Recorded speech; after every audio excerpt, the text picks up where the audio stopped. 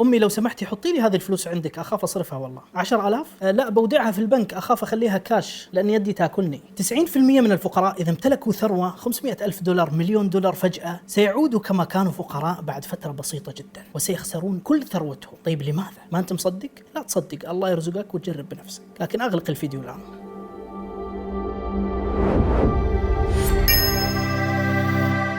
محبك المقداد السلمي وبقائك دليل على أنك ستحافظ على ثروتك. وعندي سؤال لك آخر الفيديو أتمنى تشاركني إجابتك.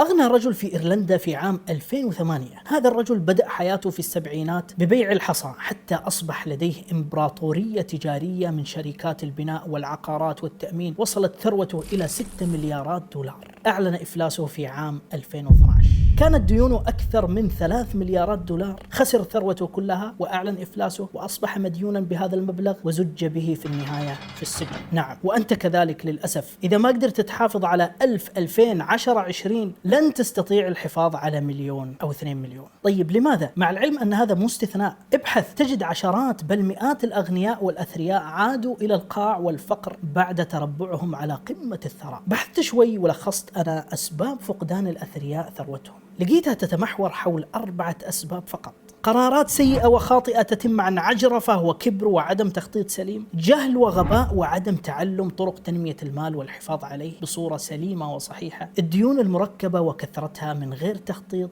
أو إدارة صحيحة، المخاطرات العالية جدا كالقمار، وهذا من الجشع والطمع اللي الله يجيرنا منه. أنت الآن تسعى يوميا لكسب المزيد من المال. قبل أن تحصل على كنزك الثمين وثرائك السريع، فكر وتعلم كيف ستحافظ عليه وتقوم باستثماره وتنميته. إذا لم تكن تعرف كيف تنمي 1000 فلن تحافظ وتنمي 1,000,000 إذا ربحتها، وستظل فقيرا بقية حياتك. لدينا مشاكل مالية في عالمنا العربي لا تعد ولا تحصى، وأمية لا نهائية. دخلت صدفة على أحد جروبات الكلوب هاوس، وجدت سؤال من أحد الحضور للمتحدث يقول: معي 100,000 ريال ولا أدري كيف أستثمرها. جاوبه المتحدث بكل ثقة: أنصحك أن تحطها في البنك، بيعطيك عائد من 1% إلى 1.5% وأنت مرتاح. طبعا هذا غير صحيح وغير منطقي. أبسط المستثمرين يعرف أن التضخم السنوي والزكاة الواجبة حتى أعلى من هذه النسبة. إذن إليك الحلول. لكن قبل كل شيء قد يخلط البعض بين كلمتي الغنى والثروة، بينما لكل منهما معنى مختلف. الثروة معناها قيمة الأصول والأموال الموجودة في البنوك، بينما الغنى معناه السلوك اللي يتبعه بعض الناس ويحافظ على جودة الحياة بغض النظر عن مقدار الأموال اللي يملكونها.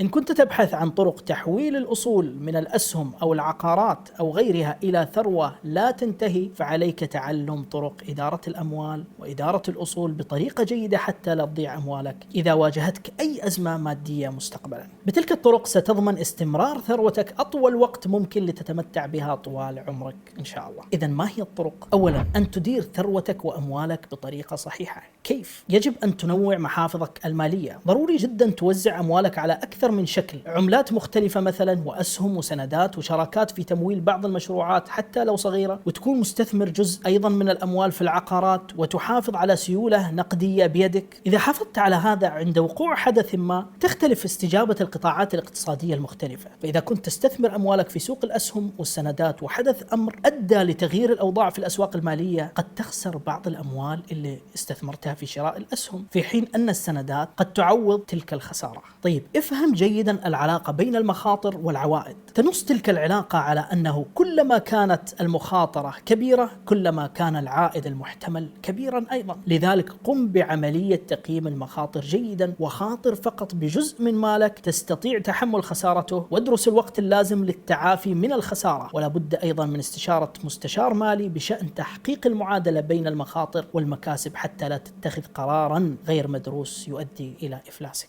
لا تهمل مبدأ تسييل الأصول. تسييل الأصول يعني البيع عند المقدرة على البيع. التسييل يعني سهولة وسرعة تحويل الأصول المملوكة لك لصورة أخرى من الأصول. على سبيل المثال، النقود الورقية الكاش أقوى صورة للسيولة النقدية على عكس العقارات. على الرغم من أنك إذا تملكت عقارات يعد هذا الاستثمار استثمار جيد، إلا أنك لا تستطيع تحويله لصورة أخرى من الأصول بسهولة. فإذا كنت ستحتاج للنقود في صورة كاش، عليك ألا تستثمر كل أموالك في سوق العقارات. حاول حاول أيضا التعمق في القراءة حول مفاهيم تنويع المحافظ المالية. ثانيا، استغل الفرص الجديدة للاستثمار. تحقيقك للثراء لا يعني أنك ستتوقف عن محاولة زيادة ثروتك، فأغنى الأغنياء لا يتوقفون عن استثمار نقودهم بغرض زيادتها. لذلك اجعل أموالك تعمل من أجلك بل وتأتي بغيرها، فالمية تجيب 200 والمليون يجيب 2 مليون. لذلك ابحث عن فرص الاستثمار الجديدة التي يمكنك استغلالها لتنمية ثروتك.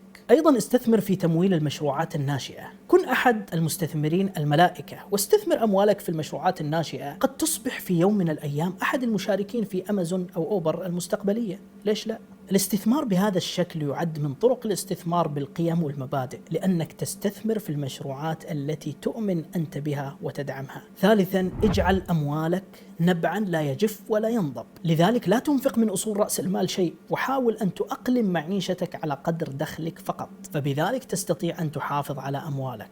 ويقترح بعض الخبراء على ألا يزيد الإنفاق السنوي من 4 إلى 6% من القيمة الإجمالية لجميع الأصول. أيضا انتبه تبيع الأصول لتشتري سلع فاخرة، وإلا ستتحول للأسف إلى مستهلك يبذر أمواله بدل من أنك تكون مستثمر ينميها. إن لم تكن للسلع التي تشتريها قيمة عاطفية لديك، أو لم تكن من السلع التي تحافظ على قيمتها المادية، فمن الأفضل ألا تنفق أموالك فيها. رابعا، ضع ميزانية شخصية ناجحة. حتى لو كنت ثري ستحتاج لوجود ميزانية لسببين. السبب الأول لأن الميزانية تحميك من الوقوع في فخ الإنفاق غير المدروس. يعني للأسف بعض الأشخاص ممكن ينفق المال وفي اعتقاده أنه ما راح يخلص، فنتيجة هذا النمط الاستهلاكي كارثية جدا وقد تقودك للإفلاس. لذلك عليك دائما إعداد ميزانية لترشيد نفقاتك. السبب الثاني أن الجميع يحتاجون لإعداد ميزانية كي يستطيعون تحديد نفقاتهم وتهذيب السلوك الاستهلاكي للثروة التي نتجت عن العمل الدؤوب.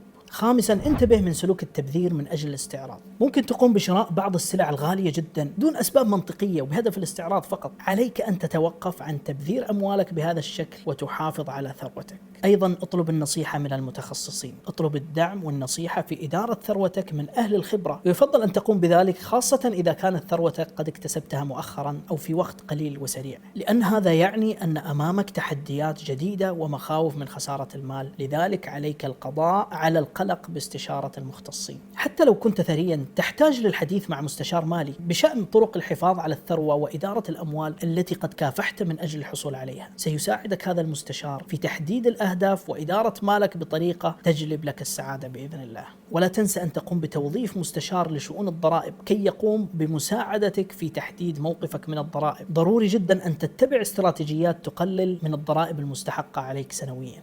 أيضا ابحث عن محامي يساعدك في كتابة وصيتك وعمل الودائع المالية بالإضافة للأوراق الرسمية الأخرى، وقم بالتخطيط القانوني الجيد لتستطيع تحقيق رغبتك في تأمين مستقبل أبنائك وأحفادك، ووفر النفقات والضرائب في الوقت الحالي وكذلك في المستقبل. سابعا، تخلص من مخاوفك بشأن خسارة ثروتك.